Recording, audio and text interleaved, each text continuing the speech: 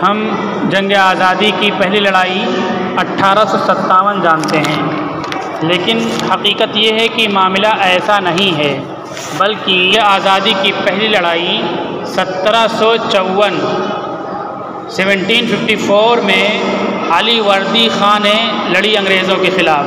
Fort William पर इन्होंने हमला किया था और ये पहली और आखिरी जंग थी अंग्रेज़ों के ख़िलाफ़ जिसमें अंग्रेज़ों को शिकस्त हुई थी और नवाब अली वर्दी ख़ां को जीत हुई थी। इनके बाद इनके नवासे नवाब सिराजुद्दौला से अंग्रेज़ों की जंग हुई। नवाब सिराजुद्दौला के पास 75,000 या 1.25 लाख फ़ौज थी। अंग्रेज़ों के पास 13,000 फ़ौजी थे। जाहिर सी बात है इस जंग को हार नहीं सकते थे, लेकिन अपनों की गद्दारी की वजह से मीर जाफ़र, अम्मी दल्लब, अम्मी चंद इन लोगों ने गद्दारी की। गद्दारी के नतीजे में इनको शिकस्त हुई और फिर मीर जाफ़र जो गद्दार था इसको बंगाल का नवाब अंग्रेज़ों ने बना दिया। लेकिन बाद में अंग्रेज़ों ने इसको माज़ूल करके 1774 में नवाब मीर कासिम को अंग्रेज़ों ने नवाब बनाया था। उसकी रगों में मुसलमान का खून था, दीनी हमीयत थी, वतन की मोहब्बत थी, इस्लाम दुश्मनों के ताल्लुक़ से, वतन के दुश्मनों के ताल्लुक़ से मुकाबले का जज्बा था। उन्होंने जंग की, उन्होंने मुकाबला किया और फिर उसके बाद मीर जाफ़र को दोबारा बना दिया और ये जंग चलती रही।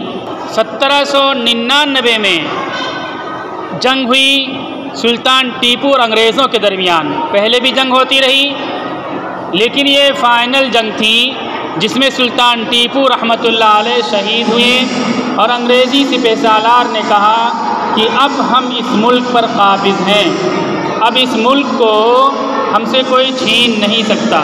सुल्तान टीपू कौन थे? मीज़ाइल और लांचर बनाने वाले पहले साइंटिस्ट थे और पहले ऐसे हुक्मरान थे जिन्होंने मीज़ाइल बनाया। उस मीज़ाइल को देख करके अंग्रेज़ों ने 1812 में मीज़ाइल बनाना शुरू किया। 1803 में शाह अब्दुल अज़ीज़ मुहद्दिस दहलवी रहमतुल्लाह अलैह ने अंग्रेज़ों के ख़िलाफ़ जिहाद का फतवा देते हुए कहा, क़द आदतिल हिंदु इला दारिल हर्ब, हिंदुस्तान दारुल हर्ब हो गया।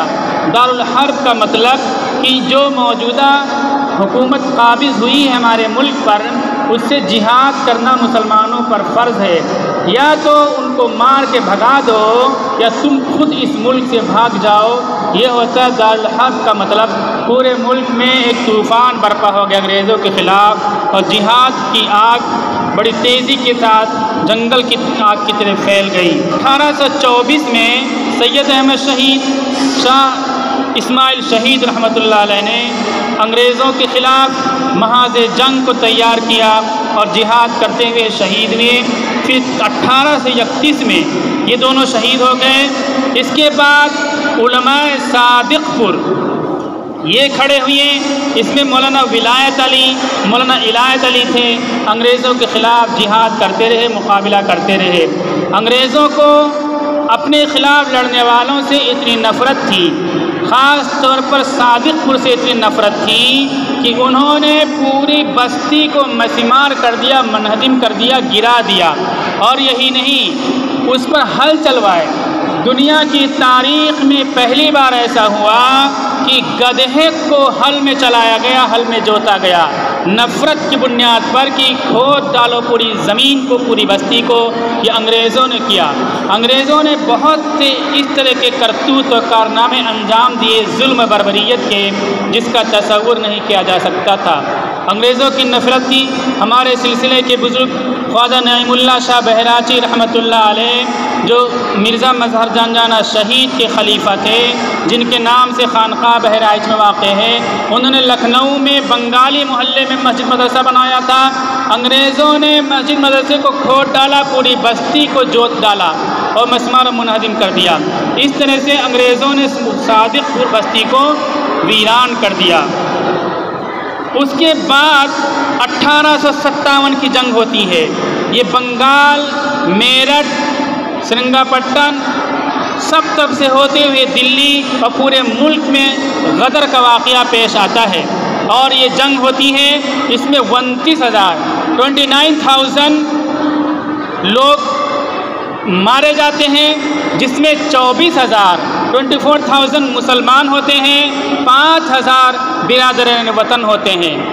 इससे पहले की तारीख़ हमको इसलिए नहीं याद है कि उन तमाम जंगों में सिर्फ़ और सिर्फ मुसलमान थे, उलमा थे। मुसलमानों की क़यादत में, उलमा की क़यादत में ये जंग लड़ी गई, इसलिए नाम नहीं आता है। 1857 की तारीख़ इसलिए हमको याद है कि उसमें बिरादरान वतन थे, उसको नहीं भुला सके। उन लोगों को याद करने के लिए पूरी जंग की तफसीलात तारीख़ के सफ़ात में समा गई और उनको नक्श कर दिया गया। तो पहली जंग 1857 नहीं है। 1857 की जो जंग हारे और अंग्रेज़ जीते, उसकी बड़ी वजह फ़ौजी ताकत, जिस्मानी ताकत नहीं है, बल्कि बड़ी वजह इल्म है। चूँकि ये इदारा इल्म की जगह है, ये तालीम गाह है, एजुकेशनल इंस्टीट्यूट है, इसलिए मैं बताऊँ इल्म है। एक किताब है, अगर ऐसा होता तो ऐसा होता, ऐसा नहीं होता तो ऐसा नहीं होता, मतलब है उसमें है कि 1857 की गदर अगर तार, इलेक्ट्रिक तार की ईजाद से पहले होती तो पूरी गंगा वादी में कहीं भी अंग्रेज़ों का कोई बच्चा भी महफूज नहीं रह सकता था, उनको मुल्क छोड़ करके जाना पड़ता। लेकिन उनके पास इलेक्ट्रिक टेलीग्राम सिस्टम मौजूद था इंफॉर्मेशन के लिए, उसके ज़रिए से वो चंद हज़ार होते हुए भी 2.5 लाख फ़ौजों पर गालिब आ गए, क्योंकि वो सब यूनाइटेड थे और ये 2.5 लाख इंडियन आर्मीज़ यूनाइटेड नहीं थी। अलग अलग इलाक़ों से फ़ौजें मंगाते थे, बुलाते थे और यहाँ के फ़ौजों को टुकड़ों टुकड़ों में मारते थे और इस तरह पूरे मुल्क को उन्होंने जीता है। हमारे लिए इसमें दो बातें हैं। पहली बात यह कि मुल्क की आज़ादी में शुरू से आखिर तक मुसलमान रहे हैं। 1857 से पहले तक जितनी जंगें हुई उनमें सब मुसलमान थे, लेकिन उन जंगों का तज़किरा इसलिए नहीं आता है कि वो सिर्फ मुसलमान थे, दूसरे लोग नहीं थे। 1857 तक किसी का नाम मुसलमानों के अलावा अंग्रेज़ों के फ़ाइटर्स में नहीं आता है। आता है तो गद्दारी करने पर, जासूसी करने पर और उनकी नमक हलाली करने में नाम आता है। 1857 के बाद कुछ नाम आने लगते हैं, उसमें भी बड़ी तादाद दूसरे लोगों की होती है जो अंग्रेज़ों के नमक ख़ार थे और नमक हलाली किया करते थे। अंग्रेज़ बस्तियों को उजाड़ देते थे, मकानों को गिरा देते थे, उस पर हल चलाते थे। सादिकपुर में गधे से हल चलाया नफ़रत के इजहार के लिए। कभी ऐसा महसूस होता है कि कहीं उन्हीं लोगों के असरात हमारे कुछ लोगों के सर पे तो नहीं हैं, उन्हीं लोगों का खून कुछ लोगों के रगों में तो नहीं चलता है, जो मामूली इल्ज़ाम लगा करके हमारे घरों को गिरा देते हैं, मुनहदिम कर देते हैं और तमाम बस्ती को वीरान कर देते हैं। एक कौम को, मज़लूमों को, कमज़ोरों को निशाना बनाए हुए हैं। खैर, दो बातें मुझे बतानी थी। पहली बात ये कि इस जंग में मुसलमानों का बहुत अहम रोल और किरदार रहा है।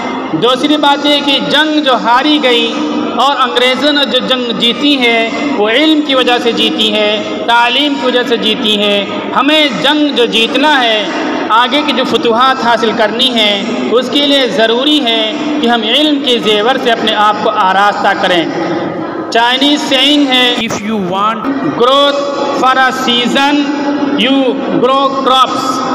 अगर तुम ये चाहते हो कि एक सीज़न 6 महीने के लिए तुम जिंदा रहो और चलते फिरते रहो, तो फिर फसलें उगाओ, गेहूँ, चावल, चना, भुट्टा, सोयाबीन, ये सब चीज़ें पैदा करो। And if you want growth for a decade, growth trees. अगर तुम 10 साल तक ज़िंदा रहना चाहते हो तो फिर दरख्तों को उगाओ, कटहल बो, आम बो, पपीता, ये सब चीज़ें करो। And if you want growth and development for centuries, then you educate people. अगर तुम ये चाहते हो कि सदियों तक तुम्हारा नाम चलता रहे, सदियों तुम्हारा इक़्तिदार कायम रहे, तुम्हारे असरात और नफूज़ सदियों तक लोगों को दिलों पर बाकी रहें, तो तुम लोगों को तालीम के ज़ेवर से आरास्ता करो। ये चाइनीज़ सेइंग है, लेकिन हकीकत ये है कि इसकी बुनियाद इस्लाम की तालीम पर है। इस्लाम ने तमाम समाजी बुराइयों के बावजूद सबसे पहला जो हुक्म नाजिल किया वो पढ़ने का नाजिल किया। किसी बुराई के ख़ात्मे के लिए पहली आयत नहीं नाजिल होती हैं। मतलब ये है कि तमाम बुराइयों को दूर करने का अगर कोई ज़रिया है, फुतूहात हासिल करने का अगर कोई चीज़ ज़रिया है, तो वो तालीम है। इसलिए प्यारे बच्चों और दोस्त अहबाब और शुरकाए मजलिस, अपनी तवज्जो को तालीम की तरफ फेरें, तमाम चीज़ों को छोड़ दें, कम खाएं, कम पहने और बहुत अच्छे कपड़ा न पहने, लेकिन पढ़ाई के सिलसिले में किसी भी किस्म की मसालिहत ना करें। इस्लाम पे तालीम पे pre primary education first standard के लिए एक बच्चे पर कम अज़ कम 1 लाख रुपया खर्च करने का तसव्वुर है। ग़ज़वे बदर के कैदियों से अल्लाह के नबी सल्लल्लाहु अलैहि वसल्लम ने रिहाई का फ़िदिया 4000 दिरहम तय किया था। फ़िदिया 4000 दिरहम की कीमत होती है इस वक्त 10 लाख रुपये। उनमें ये कहा कि जो पढ़े लिखे लोग हैं वो हमारे बच्चे को पढ़ना और लिखना, रीडिंग एंड राइटिंग सिखा दें और जोड़ना घटाना सिखा दें 10 बच्चों को, तो ये 4000 दिरहम यानी 10 लाख रुपया उनका माफ़ है। एक बच्चे पर फर्स्ट स्टैंडर्ड के 2 सब्जेक्ट में 1 लाख रुपया आ रहा है। हम चंद हज़ार रुपया एक साल की फ़ीस नहीं देते, मोबाइल में ख़र्च करते हैं, जूता मोज़ा बिरयानी गाड़ी सब में कपड़े में ख़र्च कर देते हैं। हमारी सोच बदल गई। हमारी सोच है कि रुपया खर्च करेंगे पढ़ाई के लिए, खाने के लिए, मोबाइल के लिए, नेट के लिए नहीं खर्च करेंगे। पढ़ाई फुतूहात की कलीद है। जिहालत ग़ुलामी का गढ़ा है, ग़ुलामी की जंजीर है। अगर हम जाहिल लेंगे तो ग़ुलाम बन कर रहेंगे। जैसे कि चंद हज़ार फ़ौजें थी अंग्रेज़ों की, 2.5 लाख फ़ौज हमारे मुल्क की थी, वो तालीम के ज़ेवर से आरास्ता थे, वो फ़ातिह बन गए। 2.5 लाख फ़ौजें हमारी नाकाम हो गई। 13,000 फ़ौज थी अंग्रेज़ों की, 75,000 फ़ौज थी ना सिराजुद्दौला की। अपनी इल्म और फ़न को इस्तेमाल करके उन्होंने 1.25 लाख फ़ौजों को हरा दिया। इसलिए प्यारे बच्चों, तालीम पर बहुत ज़्यादा मेहनत करो। तुम हमारा मुस्तक़बिल हो, मुल्क का मुस्तक़बिल हो, कौम का मुस्तक़बिल हो। हमारी मुअल्लिमात और टीचर ये भी अपने मक़ाम और मर्तबे को समझें, जिस तरह मेहनत करती हैं। अल्लाह ताला उनकी मेहनत में मज़ीद तरक्की अता फ़रमाए। दीन का काम समझ करके, मिल्लत का काम समझ करके, आखिरत का काम समझ करके बच्चों पर इसी तरह बल्कि इससे भी ज़्यादा मेहनत करें। यही बच्चे हमारी इज़्ज़त और आबरू का ज़रिया होंगे, हमारा मुस्तक़बिल होंगे।